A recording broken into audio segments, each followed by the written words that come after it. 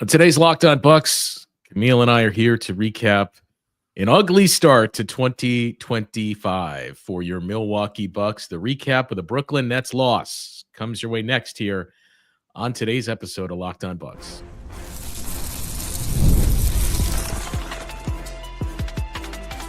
You are Locked On Bucks, your daily Milwaukee Bucks podcast, part of the Locked On Podcast Network, your team every day. Welcome into Locked On Bucks. I'm Justin Garcia, joined as always by Camille Davis. We thank you all for making this your first listen or review of the day, and remind you to check out the Locked On Bucks newsletter, free and available daily, delivered into your inbox. The latest updates on your Milwaukee Bucks and the NBA as a whole.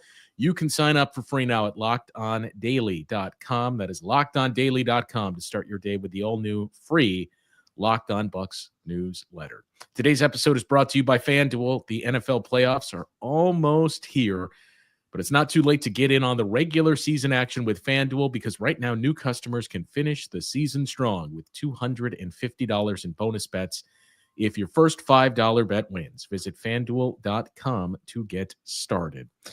Camille, as the listeners can tell, and I think we mentioned it on social too, you're still a little bit under the weather, and you, I would assume, feel and have some hints of sounding like how the Bucks played for the first 41 minutes of the game last night. Pretty much. It was one of those games I was knocked out. The meds had me, and I had my alarm set for the game. I got up for the game, and I'm watching, and I'm like, this is one where sleep might have been a bit better. But I mean, another game, another comeback effort for the Bucks, but just a disappointing effort to start the game, and just the play just not up to standards what we were seeing for this team when they were digging out of their initial 2-8 hole to start the season. Yeah, it was just a lot of bad. I mean, where to begin? On the pregame show, myself and Dave Kane will always kind of give the one or a couple of things to watch in our final segment of, hey, keep an eye on this, or this could be the key. And I feel like for the past, 2 weeks, I've been a broken record in that, look, protect the basketball, because we've seen when this team turns it over, it becomes very problematic, with transition defense becoming an issue. And especially against this Nets team, who 2 times in a week, you had, I would say it wasn't a huge issue. The turnovers, their transition defense was the issue yesterday, because 14 turnovers, I think they finished with. Yep. It's not a bad number. Like Same there's no Nets, magic. actually, too. Yeah, there's no magic number to shoot for. And it was 23 in the last game against Brooklyn. But in those 2 games, I think the Nets scored 60 points off of those turnovers. So that was the issue, and we kind of saw it early, where the Bucks just, in many ways, this felt like a total replay of the Pacers game on New Year's Eve, where you just started out ice cold from the field, dug yourself in a huge hole. This time it got up to 24, and you made a charge late, but unfortunately in this one it was too little, too late. And there was a couple of plays that really kind of signaled, I think that's it. You have the Giannis missed dunk that would have made it a 4-point game. I think he started his leap just a little early, but it's a play and it's a dunk we've seen Giannis throw down before. That happens, and you get the feels of, I don't think this is our night, but you still have a chance. And I mean, that missed layup by Giannis, another one where you just think, I don't think this is our night. And then you still have another chance, and Damian Lillard misses a relatively good look for 3 that would have tied this game. That was a beautifully drawn play as well to get him that last 3 attempt that would have tied the game up.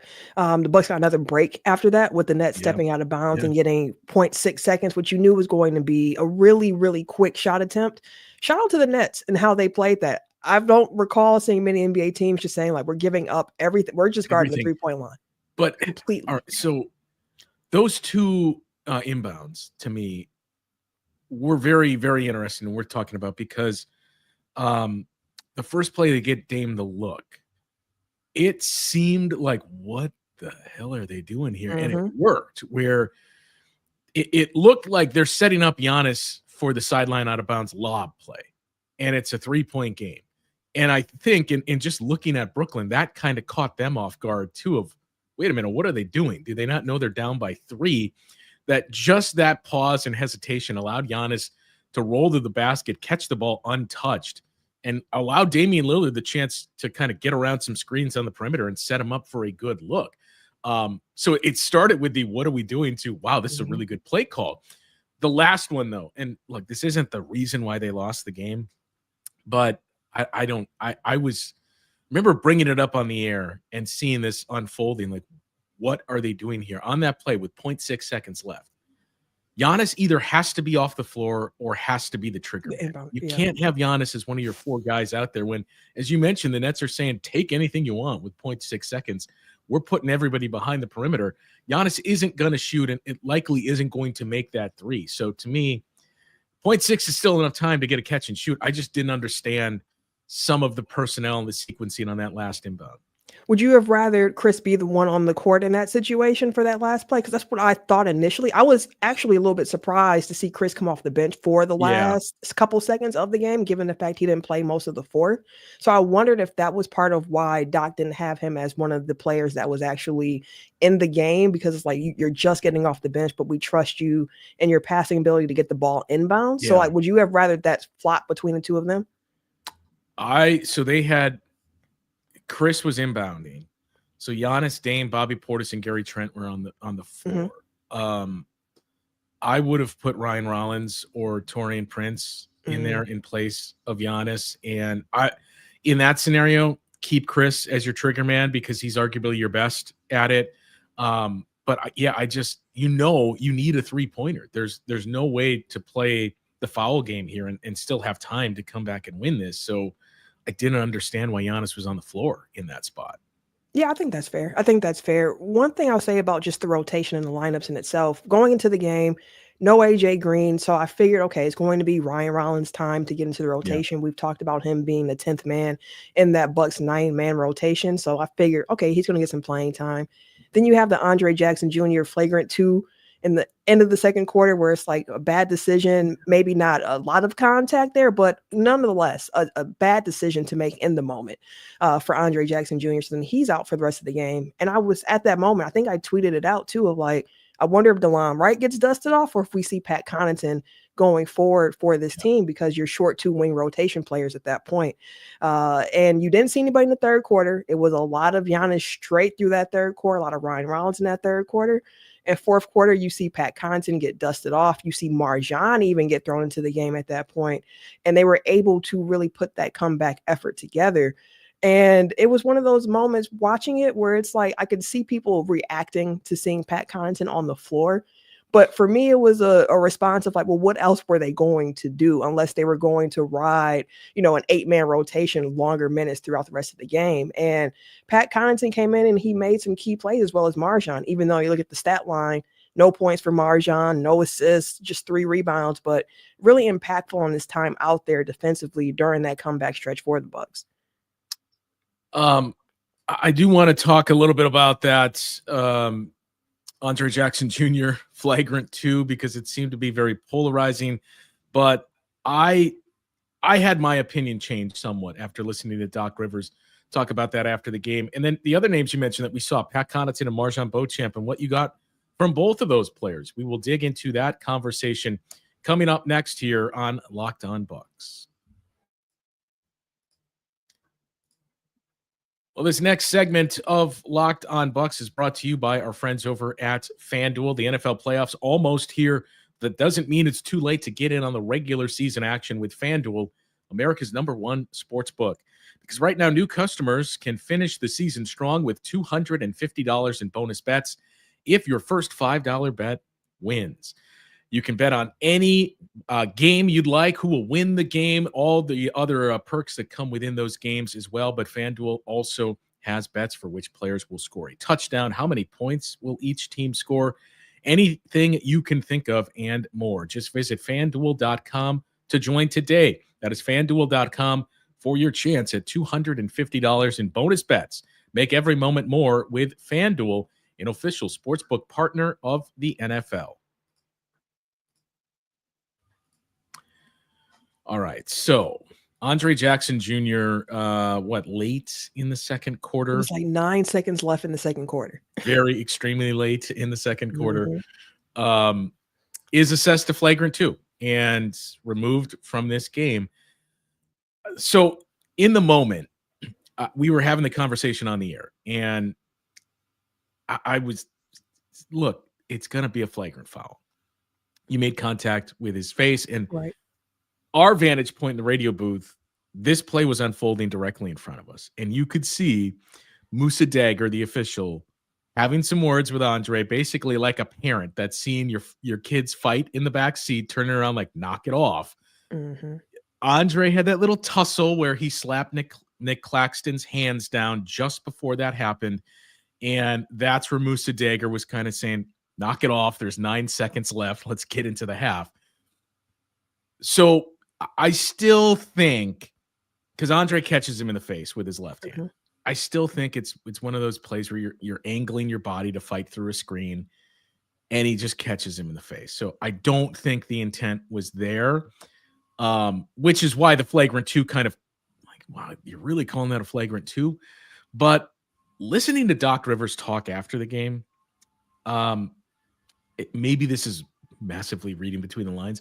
I don't think Doc Rivers had a problem with the call based on the way he handled the question he was asked. And it was basically, I talked to Andre briefly after it happened in the locker room at halftime. It's one of those things, better off to leave it, and I'll talk to him about it tomorrow. Like it was, we've heard Doc Rivers stick up for his guys. And granted, you can't do it every single time, and you have to pick the players you're going to do this for. But it wasn't the same type of, I can't believe this was called this way, as we've heard with Giannis and a few other players in the past, which makes me think Doc saw that too, of like, look, you were warned and said, let's get to the half, and you did this. I can't help you here. It looked like that even in the game when the ref was talking to Doc about what the final call was going to be, and Doc didn't seem to be fighting it. He just kind of seemed to accept it, like, all right, like, let's. Okay, I get it. I get it. And to your point about Doc Rivers mentioning, like, I'm not talking to Andre about it today. In his presser after the game, you could tell how disappointed Doc was in just the execution and effort that the team put out for most of that game. And he mentioned, someone asked the question of like, well, what do you say to your team in the locker room after a game like this? And he said, not much, because I don't want to speak out of emotion. Like, I'm going to go home, watch the film, and we'll have the conversation tomorrow. It's an older team. They tend to know what they did and what they didn't do right. And a lot of it comes down again to the same things that we have talked about plaguing this team, which is like the ball's not moving. You're not being the physical team. You didn't come into the game and set that tone physically of like, hey, we're going to exert our will on this game. The Nets were able to do that against the Bucks in this game, and they set the tone early. And the Bucks had to play that catch up in the third quarter when they were down like 19, 20 points at that point and just kept trying to come back. And they came back a little bit because of Giannis just saying, I'm taking the game into my hand here. I'm going to keep going to the rim. I'm going to keep pressing. He was able to get something to happen out of that. And then from there, you saw him spraying it out to teammates. You saw the ball moving. You saw Gary Trent Jr. come in, have a big impact during his minutes. You saw, as we mentioned in the first segment, Pat Connaughton and Marjon Beauchamp coming in that fourth quarter stretch there to kind of make a game out of it. And it was a little bit too much too late for the Milwaukee Bucks, and they have to start these games off faster. They have to come out of that third quarter with better execution and better focus going forward if they're going to be the team that we've seen the flashes of earlier this season, when it's looking like they can be a real contender.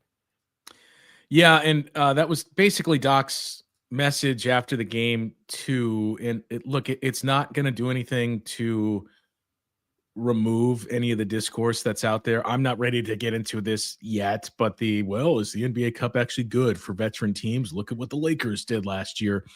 When you look at what the Bucks have done and the teams they lost to, granted, the big caveat is you played a handful of those games without both Giannis and Damian Lillard, but you still had every chance to win 2 of those games against the Nets and the Bulls. And frankly, last night there was no excuse for the way that the Bucks came and started the game. So your health hasn't been the greatest, but to say these are winnable games is an understatement. You were winning those previous 2 games and in control and a chance to put it away, and they just couldn't do it. But Doc's point was, we just got to get back to what we were doing, early December, start of that stretch, where I legitimately think, and this is paraphrasing what he said after the game, but basically we were playing the best basketball in the league. We could have beaten anybody. You saw us do that throughout the run to the NBA Cup. I mean, granted, it wasn't a pretty offensive game, but we played the Magic's game and beat them.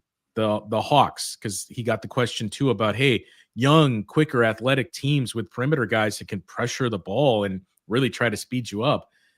Is this going to be a problem for this team in the playoffs? Which, again, I think a lot of Bucks fans have that concern.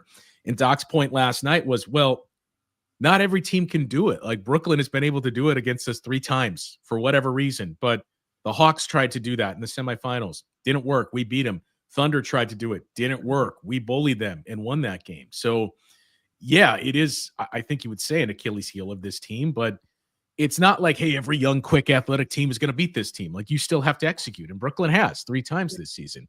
But just the fact of Doc and internally that team and staff feels like we were the best team in the league for a couple of weeks stretch, and we were beating anybody on the schedule in front of us. And then it just kind of disappeared. And Doc Rivers talked about his concerns over the emotions of coming back from Vegas and a little bit of a letdown, and did say, look, this was kind of on our radar. And it does feel like that's what we're seeing. Yeah, I mean, they had a bit more continuity too going into that. As you mentioned, coming out of Vegas, they had to deal with Giannis missing some games, with Dame missing some games. This game against the Nets here, you're missing AJ Green, who's been a crucial part of their rotation as well.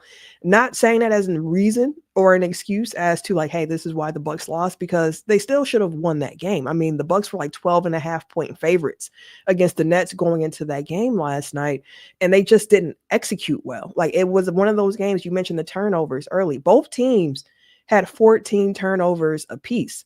And the prior game against the Nets, where the Bucks had like 23, 24 turnovers, we looked at that, we're like, okay, well, there's no Dame, there's no Giannis. It makes a little sense, like a ball handlers on the court. But when you look at this game and you see like, okay, both teams have 14 turnovers apiece, but the Nets were able to get 27 points off of those turnovers. When you look at the free throw discrepancy, where you're like, okay, both teams got to the free throw line at 28 times, but the Nets made 25, the Bucks made 19. You lost the game by 3 points. Like, winning on the margins, you have to be good on the margins as well. And we've talked about the Bucks in the past of playing against these teams where it's like you should win, and not having the proper focus coming out of the gate against these teams. But against the better teams, you know they're going to come with the right effort, the right execution, the right focus. And it's another disappointing loss for the Bucks in a situation where you have dropped quite a few games over the last couple of weeks that were winnable in your hands. You could have done yourself a lot of favors, but you can't go back in time now. You can only look forward to what you have in front of you. And as you've mentioned, the January schedule doesn't present a lot of teams with winning records. So this is a time for you to really try to get that together.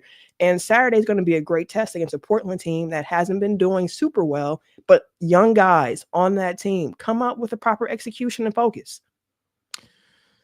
Yeah, and I see it pointed out in the comments too, and this is another thing we were talking about just after the game last night. I mean, a lot of these numbers were even. You know, it was just a matter of the Nets, and these weren't the only 2 things, but this is what stood out the most. The Nets made more use of their turnovers, as you mentioned, outscoring the Bucks on points off of turnovers by 19, despite an even amount there. Yeah. A lot of the Bucks turnovers were live ball turnovers. And the Nets made more free throws. The Nets made 6 more free throws. So plus 25 in that margin right there is a big difference in this game. And, you know, look, I'm not going to sit here and say it doesn't need to improve. Giannis shooting 30% at the free throw line doesn't help, but he started 1 of 7. So, hey, looking at things on the bright side, he hit 2 of his last 3 free throws. But that's a number that it has to move north, as we've talked about. Still in the 60s, low 60s. Like 70% is not a great free throw rate, but it's something that I think we would all love to see from Giannis, and how much that changes the complexion of these games once you get into the clutch situations here. Because I frankly wondered when the Bucks were mounting that 20-0 run. And that's in itself, again, and I think a few people pointed this out as well. We've talked about it. It's not the defense that's the problem. The defense last night was not great. Yeah, they had some troubles with they had with their struggles. Yeah, but by and large, it's not the defense that has been the problem. It has been consistent offense that this team has just struggled to find at the biggest moments. But I was frankly wondering, when are the Nets, especially once this got down to a 4-point game, when are they just going to foul Giannis and say, okay, fine, you guys are starting to hit some shots here. We're putting this guy at the free throw line, so you can't cap this comeback. It would have been a viable game plan if they did choose to do that, especially on a night where Dame wasn't super efficient from the field. He got going a bit later during that fourth quarter push for the Bucks, getting some buckets to fall. But another game for him. He also had a tough game against the Pacers, efficiently from the field. Another one here. So it was everything felt tough for the Bucks in a situation where you wouldn't necessarily think it had to be. And for this Bucks team going forward, again, you have to execute, take care of the ball. It's the little things that they have to consistently be great at. But one thing that I do take from this game as a positive, if anything to take, it's just that this team doesn't have any quit in them. Like, they don't quit. Like, they can get punched in the mouth and they're going to continue to come back from it. I just don't want to have to see that happening consistently through a season. Like, it shouldn't be a necessity. 2 games in a row where you're down big and you have to mount this big comeback. It's a great trait to have. I just don't want to see them exerting that trait too often during the regular season, especially against teams where the front office is saying, like, we're trying to play something different. Yeah, we're good. You know what I mean? Like, I give credit to the Nets too, just really quick on that. The players are playing hard on that team, regardless of what the front office is looking to do, what they're trying to accomplish. The players are still going to play hard, so the Bucks can't take any night off. Yeah, it's always a different split there between what the front office wants to do and what the players feel like, or the competitiveness of the players. And yeah, you got the sense that Sean Marks, who I saw walking around the arena yesterday, was thinking, like, I don't know how many more guys I have left to trade. Like, we have to stop beating the Bucks here. We are trying to get Cooper Flag. We mentioned the offense, and there is one thing that has been fairly consistent here these past couple of games with some of the offensive struggles. We'll dig into the recent shooting splits of Damian Lillard next here on Locked On Bucks. This next segment of Locked On Bucks is brought to you by Game Time. I love going to live events, music, sports, comedy. All my favorite memories have typically come attending some of these events, wrestling shows.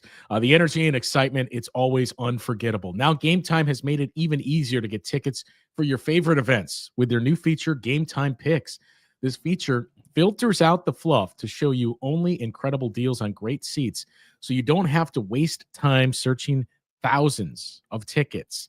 Recently, I was looking for tickets to see the St. Louis Blues when they played a exhibition game here in Fiserv Forum. I used the Game Time app to find really great seats down there close to the ice and supports my hockey team inside the arena that I spend so much time in.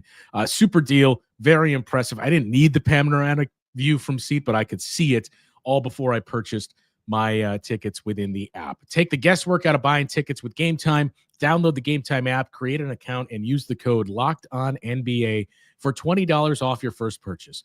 Terms apply. Again, create an account and redeem the code LOCKEDONNBA, LOCKEDONNBA, for $20 off your first purchase. Download Game Time today. What time is it? Game time.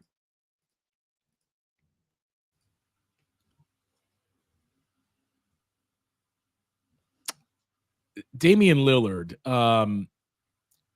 has had a rough go of it lately with his shooting here. And again, you look at 4 straight games that he missed. It came at a time when it felt like, Camille, we were starting to say, all right, this is the Dame that we expected to see. He had missed those 3 straight games in mid-November. And shortly after coming back from those games in the win against the Pacers, 38% on threes. In the win against the Hornets, Dame with 31 points, 9 of 21 from the floor. In a win against Miami, when it was just Dame, 8 of 13 on threes. He followed that up, 5 of 9, 5 of 11, 5 of 9, 4 of 12. But then going into that Hawks game, really, was when I think the calf issue was starting to bubble up. Goes 5 of 15 against Atlanta, 8 of 21 from the floor. They have wing guys they can throw out there to make his life difficult.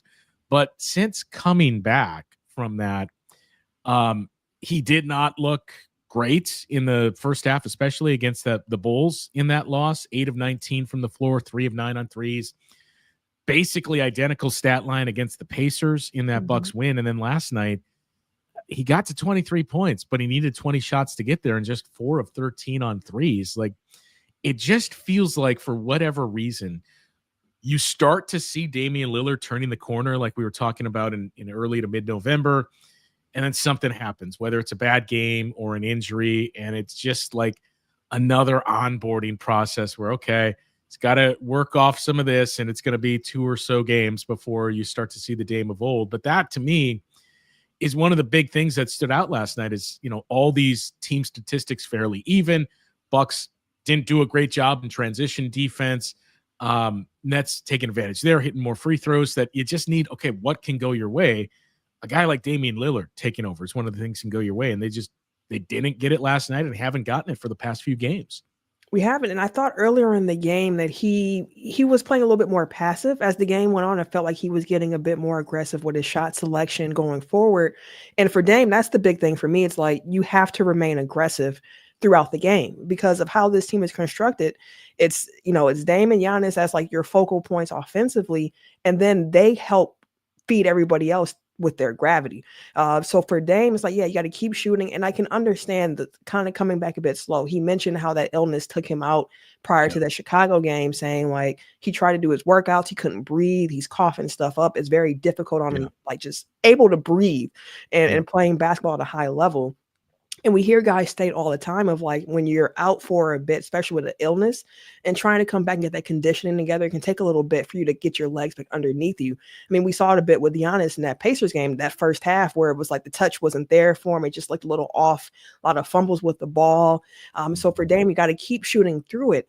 And one thing that I'll be keeping my eye on is just like looking at how teams are playing Dame. We've been seeing how much teams are pressuring Dame or putting bigger wings on Dame, and how do the Bucks respond from that? It's like, what is the counter to when that happens? And what I don't want to see happen in those situations is Dame taking himself out of the game. Like, you don't want to see him force it at all, but you want to see him remain aggressive and try to find ways around getting through that pressure that teams are having. So how do you get Dame the ball back? After the ball's out of his hand, how do you get the ball back in his hand? And I know in that Chicago game, like Doc mentioned, down the stretch, we need to do a better job of getting the ball back into Dame's hands. We just didn't do a good job with that. So for Dame, I love to see him keep shooting the shots as the game went on. In this one against the Nets, I was encouraged by seeing him going for those shots. They weren't falling for him, but he has to continue to take them and also keep looking for his teammates as well. Yeah, and that play, that sequence that made it a 1-point game was huge too. When he saw, look, in this spot, you don't need a three, you just need a basket. And I see an opening. I know their big is still back. I'm just attacking and making this a 1-point game.